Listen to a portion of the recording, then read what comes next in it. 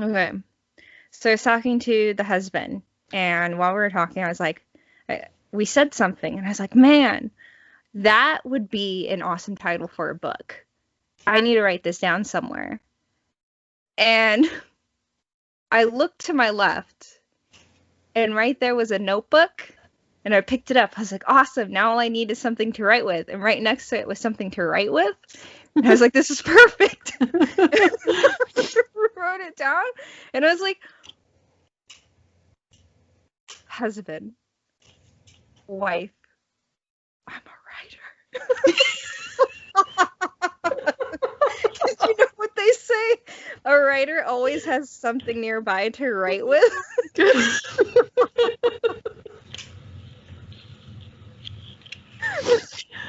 Oh my god.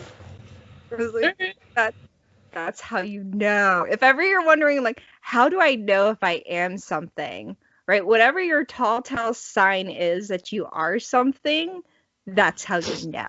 For a writer, if you're like, how do I know if I'm a writer? If you have anything that's nearby you that you can write with immediately, you're a writer. Roll intro.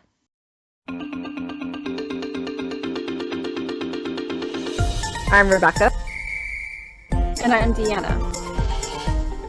And we're the Halfwit Sisters.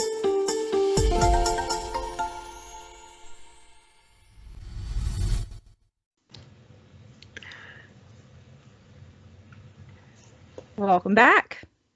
Hi. So, last episode we were discussing the project that we're going to be starting for leading up to June, which is this film festival. Yeah, for a film festival. Have you watched it? Have you watched back even the playback? No. Yeah. I swear both you and I have like a mental breakdown somewhere in the middle of that. It's an absolute mess. Not surprised. I'm like, how much do I really need to cut out of this? Because holy shit, we say some things. so that's a thing.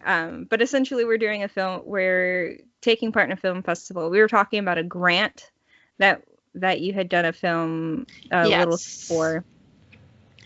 And two things about that I want to say is, one, we did not get it.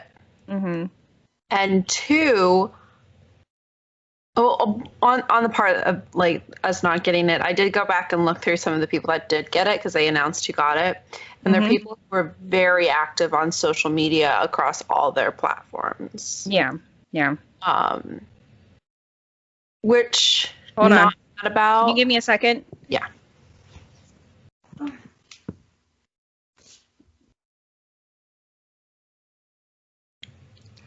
I'm tired. I'm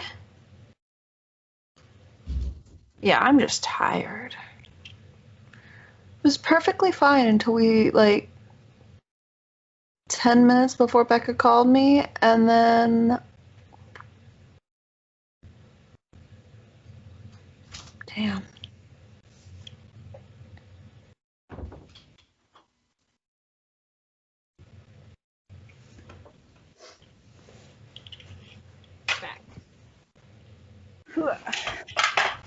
Give me a sec.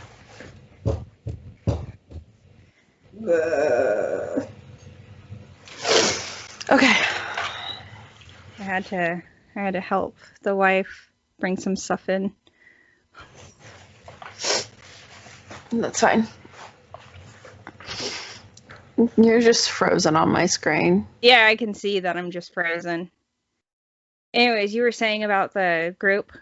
So the group that won, they're very active across all their social media, and I'm glad they got the grant, but at the same time, I kind of wish they would have given some people who are obviously not as advanced in their filmmaking the grant as well, like an even mix of them, because I did see some pitches on YouTube, and these people have obviously, they literally only have their phone. They don't have any other special lenses or cameras or equipment, and they could benefit from the grant more than I think some of these people who are already invested into their career and don't have extra cameras, don't have multiple lenses, don't have recording equipment. So I kind of wish they would have given the grant to a more even mix of people. Because some of the people, like I said, some of the people I saw on YouTube could have really benefit, because I think they had some great ideas and really could have benefit from both the mentorship and the equipment. More so than I think some of the people that did get the grant. So I think a lot of the reason why they go for people that do have like a wider social base is specifically for that exposure, the extra exposure, because when they reach out to them, they know that they're gonna have a wider base of people they can contact, right? And then next year, maybe who's ever in that base might also try to join into the film festival. Yeah. Right. And or even just buy their product. Right. Right. And so that's a lot of the reasons why some of these grants will go for, or some of these sponsors will go for people that have a wider base than for ones that are smaller like you and I. Yeah. And I agree. It's kind of shitty. It is. I agree. Because it's like, well, what about the talent that's right there that just needs that extra push? It just needs that extra push. What about that talent? Yeah. You know? And like, this is not me going, I really want, like, yes, obviously I wanted the grant. I applied for the grant. I'm not mad about who they gave it to. I understand why they gave it to them. I just, at the same time, wish, even if it didn't go to me, it went to other small creators who need that push. Yeah. And that's all it comes down to. Like, there's much more. We feel like there was probably just like one small creator that was much more deserving of it. Maybe. Yeah. Right. That's all. That's all. And on that also, so YouTube and the creator space can see how many times a video has been viewed. And I happened to look at ours, and it has 0 views. Yeah. Which means they didn't even watch ours. Yeah. So it's like, I know they had a whole bunch of people come in, but yeah. It's kind of killer too, isn't it? It's like, man, you know, we put out a lot of content in general, just through Halfwit alone. We put out like a once a week video, and even in our lowest video, we still get at least 1 view. And I know, like, it was unlisted, so it wasn't public. I think we should go ahead and go release it public right now, which I'll go ahead and do. So you, like, now you guys can go and see our pitch video. Here's a boop. Here's a thingy. Yeah. We tried. Public. We tried. But we tried. It was a thing. We didn't get it. But it was kind of like disheartening to see that they didn't even bother looking at it. Yeah. So. It's like, dang. Sucks. But what? Anyway, that's the end of that one. That's what we came down to. I'm sorry, you skipped. You lagged on my end. I was saying that, we're still going to do the project whether we got the grant or not. It's just a matter of deciding, okay, this is the one we're going to focus on. Yeah. Okay. So that's that. So today is our review. So before the DJ messaged me, it's like, what time are we filming today? And I was doing, if you go over to my TikTok, probably by the time all this is done and out, there's several videos of me talking about the books that I've read. I'm going to be talking a little bit about them today. We're also going to talk about a few movies that we watched as well. I'm going to have to look one of them up for sure. Hold on. Yeah. There's a book and pretty much kind of an overall reach of the genre that I want to talk about. And I know I watched I Care a Lot, so we're going to talk on that because that was one of the ones you told me to watch, and I did watch it. I'm still getting through the rest of the list. What was that one? Oh, shoot. Sweep Runner what? It was on Netflix. Yeah, something Space runner. Sweeper. Space Sweeper?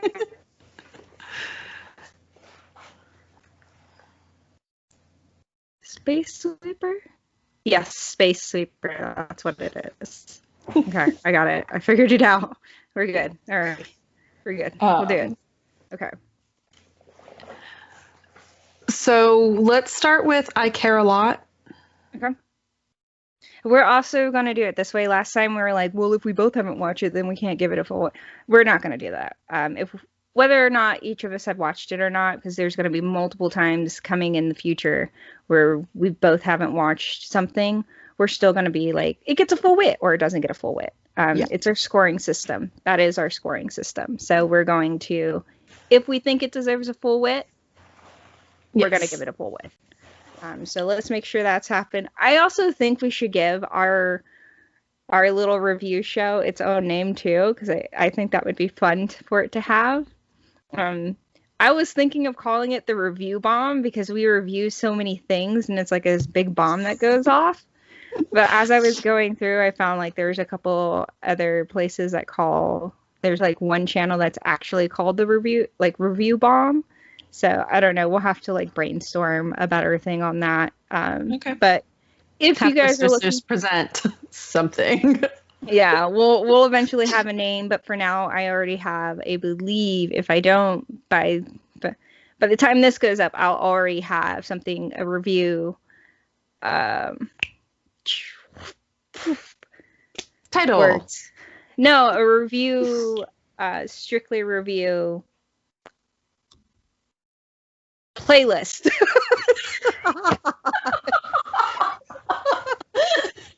I like that nomming on your spit screen was required for that. Review playlist. Man. My brain is still jelly from like all the reading I've been doing, so give me a bit. Anyways, so let's start with I Care a Lot. So this one's Netflix. Yes, this one was released on Netflix. It's rated R.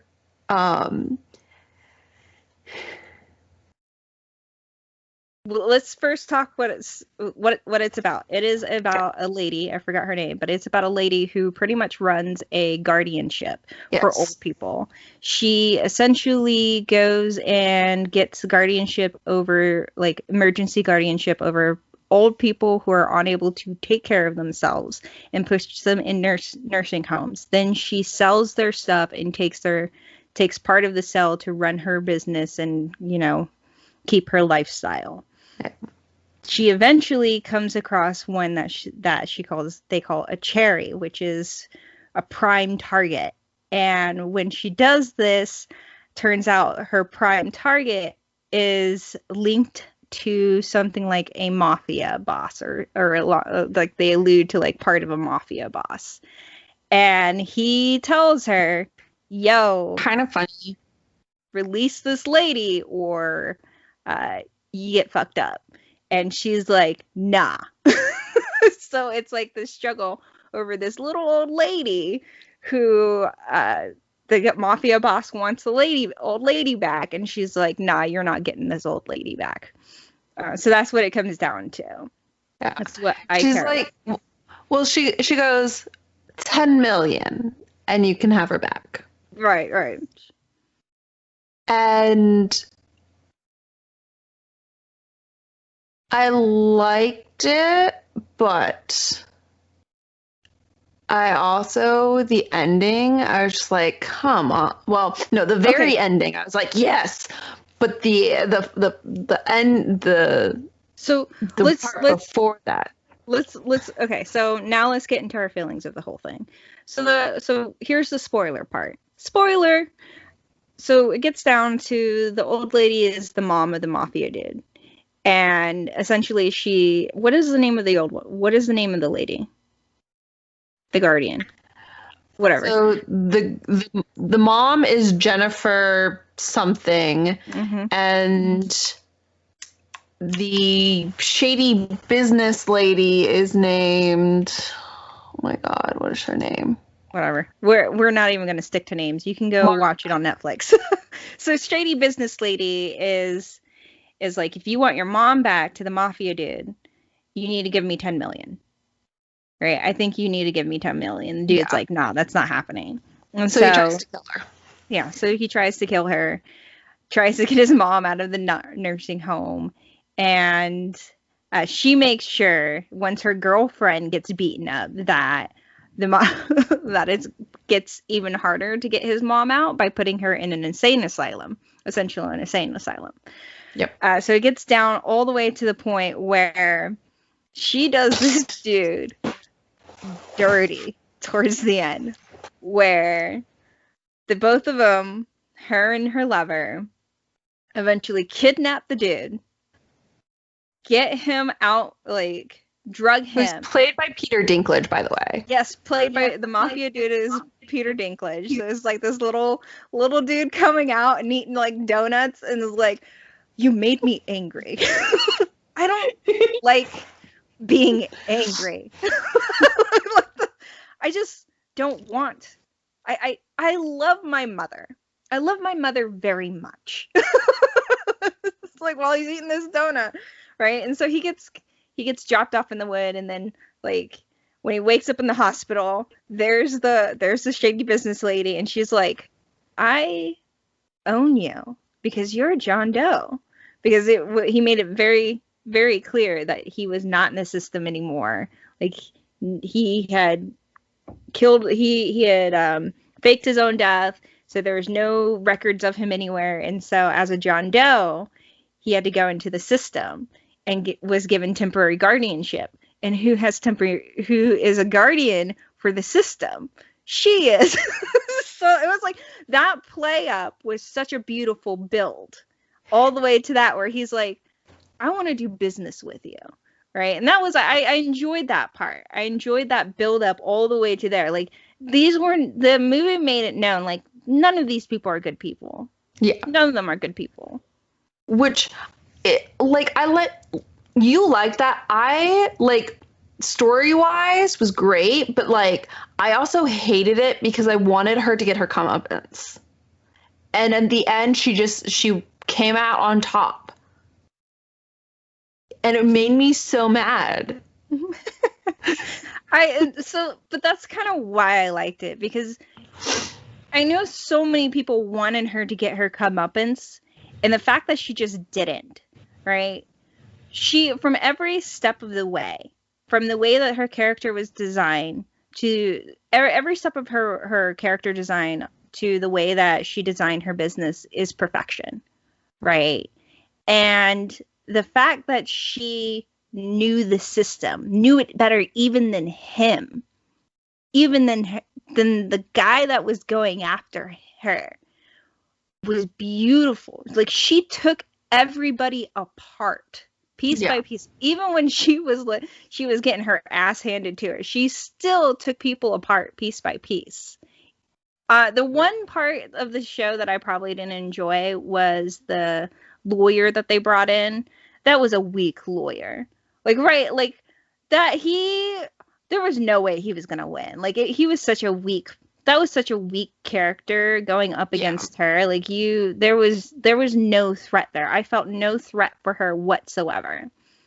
Yeah. Which I think just kind of went into playing how well she plays the system.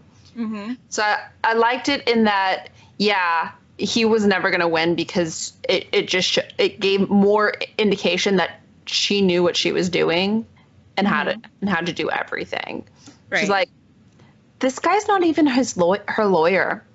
He produces no paperwork, and he's just like, crap, I can't. Yeah. So So the teardown of it, my biggest gripe was how it ended, right? She essentially gets her golden egg.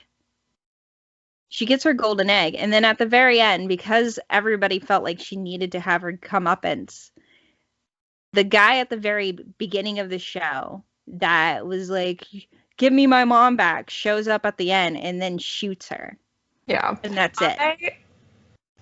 I was like, that's unneeded. Story-wise, I agree with you. It would have been better to like let her ride off into sunset, but emotionally-wise, the entire time when she's drowning in the lake after Peter Dinklage tried to kill her, I'm like, yes, yes, yes, damn it. When she's getting Peter Dinklage and kidnapping him, like, come on. And then she gets everything she wants, and I'm like, and then he comes up and shoots her. I'm like, finally. I guess I was just like, not. I like the fact that it turned the narrative on its head in that she was winning, because there's so few narratives like that. That's why I enjoyed where they went with it, because there's so few narratives like that. But I called that ending after she survived the car crash. I called that, like, that was going to happen after she survived the car crash. I knew that was going to happen. So it really didn't flip it too much for me. Yeah. Well, I just, in general, like, there's not enough movies that allow women to just stay in power. Okay. That was my biggest gripe. There's not too many movies that allow women to just stay in power, because eventually something will come up and then put them back down. And from that moment is her going, you think you won? Nah, let me show you exactly what I can do. And her doing it. Right? Yeah. So that's what I enjoyed. So let's grade it. Like I said, I thoroughly enjoyed the movie. I still would only give it a 3/4. Because while I understand, and it's a nice play on the thing of like her winning at the end, before she getting shot, at the same time I was like, it felt like it was playing to the audience and that let the women win.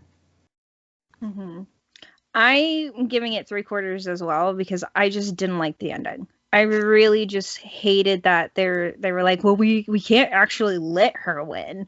We have to bring back this poor nobody who's angry that he can't see his mom. I'm like, well, whatever. I did not enjoy the way the movie ended. That's it. And also for that weak ass scene of the lawyer, that was honestly such. I almost fast forwarded through that part because it was such bullshit to me. Like, there was no fear there at all. Like, I had no fear for her whatsoever. Those two instances are kind of what bring it down for me. Okay. Yeah. So we both give them the 3/4 for very different reasons. So it is definitely you guys, if you have Netflix, go watch it. And let us know what you think down in the comments below. Yep. Because it's well worth the watch. Yeah. It's a good watch. Netflix. On Netflix. Okay. What's our next one? You had some stuff that you wanted to talk about? You didn't tell me what you were reviewing. I have way too much to talk about. Okay. Well, then let me go first. So TikTok recommended this book called Zodiac Academy. And the one TikTok I had seen was, do you love Harry Potter but more mature? Then this is the book for you. Yeah, I saw that come up. I am mostly through the second book at this point, and it is frustrating. I'm enjoying it. It's good, but it has that same problem that I find a lot of YA novels have, of they want to like put it against Harry Potter. And while Harry Potter has its downfalls and everything, at least there's a full arc of a story in each book. There's world creation, there's character creation, there's all of these things. In Zodiac Academy, as well as other things, it's just like you have this big overarching villain, but you don't get a small arc in your first book. You cut yourself off, and then your next book picks up right where you left off, and you're still in the exact same struggle. And it's pissing me off. Okay, well, explain what Zodiac is supposed to be. So Zodiac Academy is about these two twins who were raised in the mortal realm, and turns out they are fae. And on not long after their 18th birthday, they find this out, and they're sent to the Zodiac Academy, where if they make it through, they can get their inheritance. And turns out their inheritance is not just money, it's also their princesses. Of the Savage King, who was killed by nymphs, who are the big evil, I guess, who are supposed to be terrorizing the world. And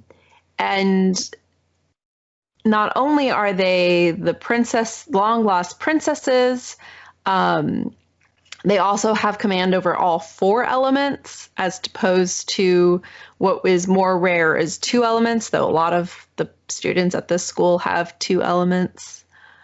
And they're fighting against the heirs that have taken over the kingdom since their parents died.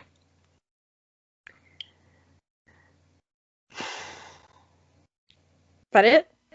Yeah. Okay. Okay. Who's the big bad? You don't know yet? They make it seem like the nymphs are, but they're more concerned about the sexual tension. The plot seems more concerned about the sexual tension between not between the sisters, but the sisters between the heirs, and one of the teachers. It seems to be more concerned with that and building that than it does to be building the rest of the world. There's something called Pitball. No clue what that's supposed to be. They've been mentioning it since the first book. And maybe now within the next few chapters, we'll find out what it is. There's house points, but they seem to be kind of willy-nilly thrown about. There's supposed to be rivalry between all the houses, but all of the house captains are the heirs, and they're all best friends. So it's just... I don't recommend it. So no wit? I'll give it a quarter wit if you want to be slightly amused by the very... But by reading it and going, you shouldn't be doing this. There you go and doing it. Which is kind of amusing if you're in the right mood. Okay. So if you're in the right mood, quarter wit. If not, then no wit. Okay, so right now at 1.5 books, you're like, nah. Yeah, I'll finish the second book, but I'm glad I have Kindle Unlimited right now because I didn't pay for them. Okay, I was like, all right. I was like, do you think you'll get the others? All right. Okay. So I finished. Okay, so you say either no wit or quarter wit. Yeah, depending on your mood. Okay. All right, so I finished reading. I'm going to go with books then. Since you went with books, I'll stick in books. So I finished reading all of, to the creator of Moto Dao Shi. I finished reading all 3 of her books, finally. I have thoughts, very strong thoughts on all of them. I talked a little bit about Moto Dao Shi already, and I gave a really bad version of it. So I'm going to talk a little bit more on it this time around. Hopefully I can give a better, but I'm going to talk specifically on the novels. Okay. So Scum Villain Self-Saving System, Moto Dalshi, and Heaven's Official Blessing. Every single one of them is a gay romance. Moto Dalshi and Heaven's Official Blessing are both slow burn romances with couplings that work together to reach a common goal. If you by now, if you like follow me on TikTok, you would have heard these exact same things because I'm talking about them on TikTok. So their couplings, they work together.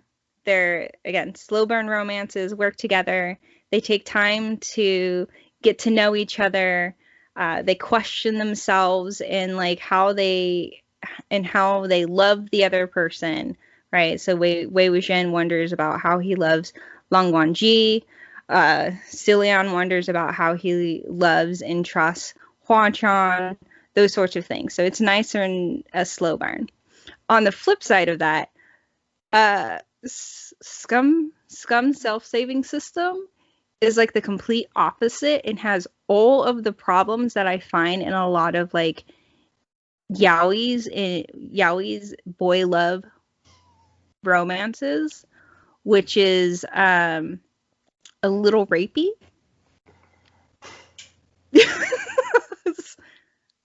A little rapey. It's like it's fast paced and it markets itself sort of like this enemies to lover with a kind of like cat and mouse dynamic where the main lead is terrified of the love interest because the love interest kind of both wants to kill him and wants him at the same time. So it can get disturbing. Under what really bothers me about all three books that a lot of people don't really talk about is the way that all three love interests, whether it be Lo Binghe, Hua Chan, or Long Guanji, they all are obsessed with the main characters. And it is actually, for me, really unnerving the amount of obsession that these characters have for the main characters. For Long Guanji, he collects things of Wei Wuxian. Stuff like the flower, like there's a scene in the book where like Wei Wuxian is taking part in this killing contest and he has to wear these blindfold. And there's a moment where he's kissed by somebody and he doesn't know who he's kissed by. And he has this flower that's like kind of in his, on his shirt, right? When he finally takes off his blindfold, the flower is missing. And so the flower is missing. I think that flower is the same one that later shows up in the story. And you learn later on that the person that kissed him was Long Guanji. So, like, that's a little creepy, you know? First of all, the dude was blindfolded, couldn't really tell who the hell was holding him down to make out with him, and then stole the flower. Like, what the hell? Right? Yeah. Then Lo Binghe essentially stalks and threatens to kill everybody who Shang Kuang He ever interacts with because he's jealous and wants him all to himself. Like, that's really disturbing in and of itself.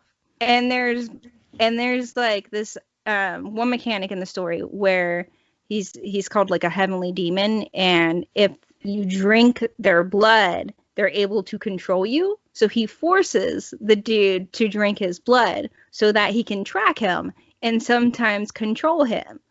Yeah.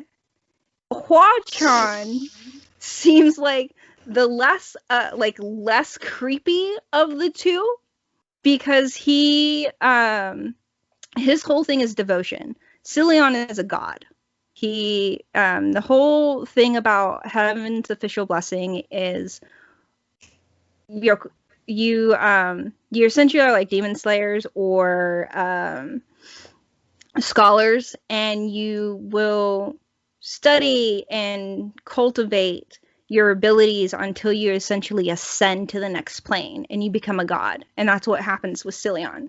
And so when he ascends, like Huachon is like his most devoted believer. And he sticks with this dude for like 800 years. Like he makes statues of him. He he like essentially like he collects some things of his as well. And like some of the stuff he does as the Ghost King is in direct response of avenging some of the things that happened to Cillian when he had first been banished from heaven at the beginning of during one of the many what do they call it, flashbacks that happen. So like their obsession can be really unnerving, and the reason why it's unnerving for me is because I've been on the other side of some guy's obsession. You know what I mean? Yeah. It's one of those kind of tropes too of enemies to lovers. It seems like, but in a not so enemy fashion, where they're just like creepy to lover. Yeah. So, and for me, it's like I said, I've been on the other side of some guy's obsession. I've been where a guy has stalked me. I've been where a guy has like kept track of the color of the hairbands that I used to wear. I've been where a guy took time to make a video game character of me and then spend time trying to figure out what color the underwear would be when the armor broke off the character. Like I've been on those sides. So to see those sort of things romanticized in these stories definitely is off-putting for me in a lot of ways. So that was kind of my biggest problem with all three of those books, is to see those obsessive qualities and then see them romanticized by a lot of the readers. Yeah, there have been like a few webtoons that I've read where it's kind of funny because you get some of the ones that are like romanticizing those really creepy stalker. You skipped abusive. Yes, there's been some webtoons where I'm reading like the comments on them, and they're doing that same thing where they're romanticizing them, and then I love it when other commenters come in and it's like, hey guys, remember, this is a webtoon, and if you see someone doing this in real life, run, because that's abusive and creepy and not good. Right. And so like in all three of these novels, like I recognize these obsessive traits and I'm like, okay, like I'm not comfortable with them at all. And so I recognize that. I'm like, I'm not comfortable with these things at all. How do I feel about the rest of the story? So in the case of like Moto Dao Shi, while I'm not thrilled about the way, stop, Jigsaw, don't chew on the fucking wires. In the case of like Moto Dao Shi, like, so I ignore the way Long Wanji obsessively collects things of Wei Wuxian and his jealousy of like the way Wei Wuxian acts with other characters, and I focus more on the way he protects Wei Wuxian and the way that Wei Wuxian slowly starts to unravel his feelings for Long Wanji. The other thing that's really great about Moto Dao Shi is the mystery and the magic that is contained within the story. Right? Moto Dao Shi in particular is focused on taking apart the after effects of a war that happens and the consequences of creating essentially the dark arts of a world and what that meant for everybody, right? And how the suspicions and the ambitions of people can have a negative impact on others, right? And that's what that story focuses on as well. So that was really interesting to read. So I liked Moto. So when I look at Moto Daoshi from that aspect, I would give it 3/4 of wit in that regard. The thing that turns me, the reason why I don't give it a full wit is because I don't enjoy, again, the obsession. That one part of Long Guanji that offset like makes me a little bit when it comes to Heaven's official blessing. That is so Moto Daoshi is like 120 chapters long. Heaven's official blessing is a read. It is 244 chapters. That it is long, and it's broken into several different arcs. And it has 2 books just dedicated to flashbacks. And both of those flashbacks are just, it's more like, kind of like tragedy porn, to be honest. Like, it's, how can we make this character suffer the most? Really, that's it. Like, what is the worst shit we can put this character through as possible? Cillian is the main character, so what is the worst crap we can put this character through? We stab him 1,000 times. We make him watch as his parents hang from rafters. We destroy his entire kingdom. We, like, it's just like one thing after the other so that he never is happy. And he just, it's like he's falls apart until he gets to a point where he wants to destroy another kingdom on his own. Like, that's what it gets down to for him. And so you really have to ask yourself, do I want to read a tragedy in some cases?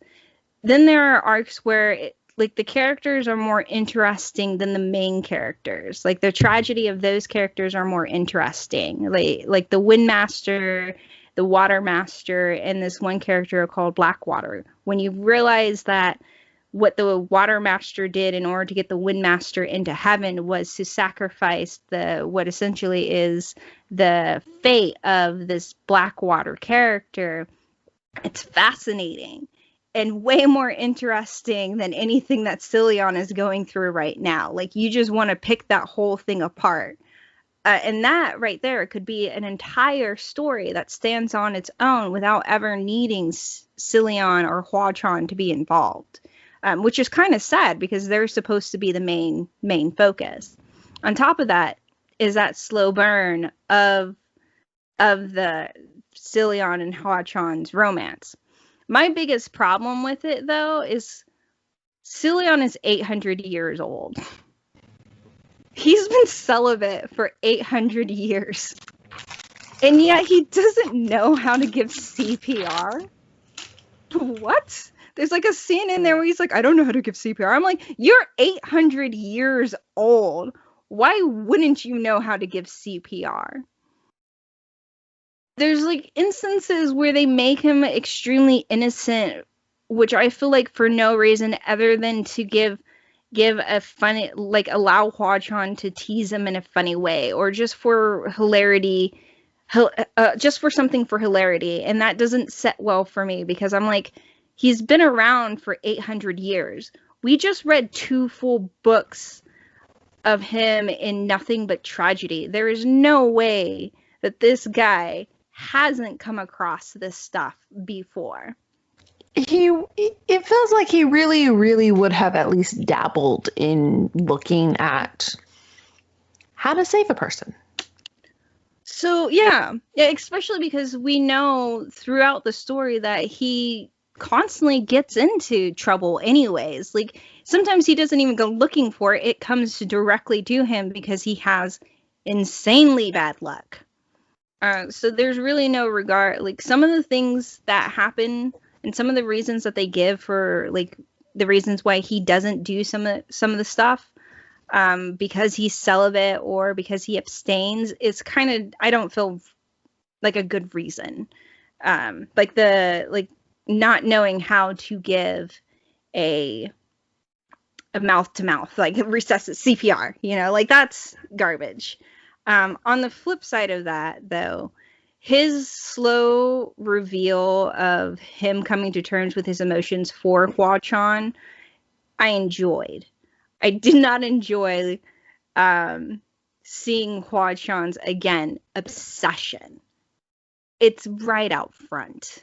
Everything he does is specifically because he's so devoted for Cillian. And like there's an instance where you get to this cave and there's thousands of statues that represent Cillian, and everybody else's response is healthy. They're like, this is creepy as fuck, and Cillian is like, oh, this is normal.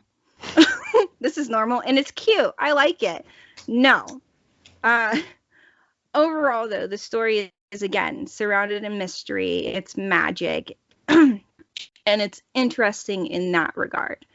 So I would give it, again, another 3/4 wit because of that. Did I already grade the other one? Scum Villain, yes. Self-saving system. All right. So this one is an isekai. This last one, I'm going to be as quick as I can with it because I know that I've been taking up too much time. So it's an isekai. Huh? We're running out of time, yeah. Yeah. I told you I had too much. So this one's an isekai. It is focused, so it's about a guy who was reading this book called Demon Immortal Way, and it was a harem novel, and he hated it so much that while he was bitching about it, he choked and died. He choked and died and was reborn inside the novel that he choked in, that he was bitching about, as the villain for what would be the protagonist of the novel that he died for. So he has to figure out how to do a couple things. First, not to trip any of his death flags, because his character is a villain and he has death flags. So he has to figure out how not to trip any of his death flags. Second, he's given the task by the system. There's a system that pops up and is like, hey, you now have the task of rewriting this entire way, of filling in all the plot holes and changing this story so that it's better, since you bitched about it in your previous life. And he's like, what? This is bullshit. No. Yeah, so now he has to figure that out. So the whole story, it's unlike the other two, which are super long, this one's only like 80, I think it's 81 chapters in total, with an extra 10 chapters of just like random things written. So it's a lot faster pace, and this one spoke to me only because as an author I complain so much about plot holes, bullshit names, right? It spoke to me. It also has probably the most problems of the romance. Again, it's the enemies to lover ones. It's the kind of rapey one that comes out. But the part that I enjoyed the most about all of it is the fact that he bitches so much about just the way the story unfolds and the way that he gets drawn into the story.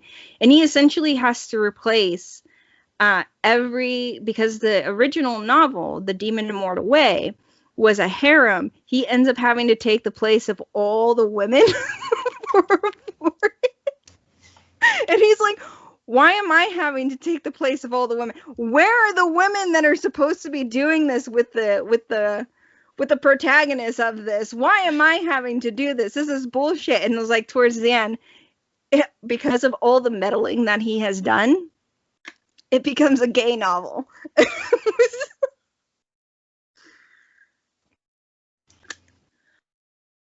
And as much as I would love to give it, as much as I would love to give all of them a full wit, again, it's another 3.5 because of the issues that I have with the obsession and the rapiness this one in particular is the rapiness of it. So that's what I'll leave it off on that. So that's it. I'm done. Okay. I'm finally done. I'm sorry. I went too long. You have been obsessing about these for a while. Yes, it took me a month. It took me all of February and like the first 2 weeks of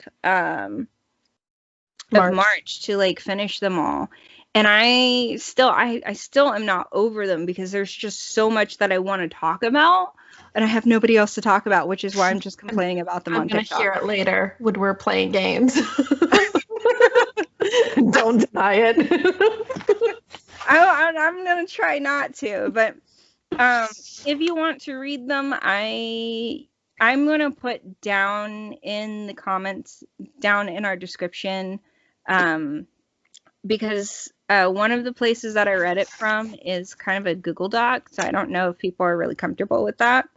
So I'm gonna put Novel Update, which is a site that you can find a lot of Chinese, Japanese, Korean stories that have been fan translated, that you can find on there. And if you want to read them for yourselves and kind of see what I'm talking about, please do. And I would love to talk about them with anybody. Though, if you do read the original language, support the creator. Yes. Support the creator. In particular, for like one novel, I think let me just say, like, Scum Villain, that one has some sex scenes in it, but I don't know if it's the way it was translated or the way she wrote it. It's not a pretty read. So in like Moto Daoshi, there is like maybe 1 or 2 sex scenes in it, but again, it's not a pretty read. There's no sex scenes in Heaven's Official Blessing, and there were so many people that I read that were unhappy about that fact. But the reason why is because the original sites that the Chinese, my God, racist Chinese was posted on, some of those chapters got taken down because of the graphic depiction that she had written. So there you go. Anything else? Anything else you want to add? Not to the reviews. I do know we need to figure out the scripts we're using for the Filmmaker Festival so that we can start those, and I can reach out to friends and colleagues and see if I can get people involved. Mm-hmm. That's a different discussion. We're still in this video right now. for reviews, I think that's pretty much it. I just want to say this, like, if you're gonna write a book and it's gonna have multiple books, can I just please get a complete story in each one? Because that's the problem I'm having with a lot of these YA novels. It's not a complete story. I just want a complete story. You can take 1,000 pages to write it. I will read it. And many people will. I just love where people are like, I'm not going to read 600 pages, and then they'll read like 109,000 word fan fiction. It's like, yo. But yeah. Anyways, so to sum it all up, I Care a Lot was 3/4 wit. Yes. Your Zodiac had me. Really, honestly, I give it no wits. Okay. I want to like it, but I'm gonna finish reading it, but like, I don't recommend it. All right. I'm gonna say this: the current collective work of Mo Tong Xiang Yu, 3/4 wit. The collective work that currently is out of Mo Tong Yu is 3/4 wit. I'm gonna give it that. We're also going to put that name on the screen so that you guys can see it. And apologies if it's pronounced wrong. I tried. And yeah. we'll see you. Oh, and you know what to do. Like, subscribe, and hit that little bell icon. And please, if you have any recommendations or want to talk about anything that we've talked about on the show, put it down in the comment section down below. Yep. Bye. Bye. Oh, I'm getting a motorcycle license.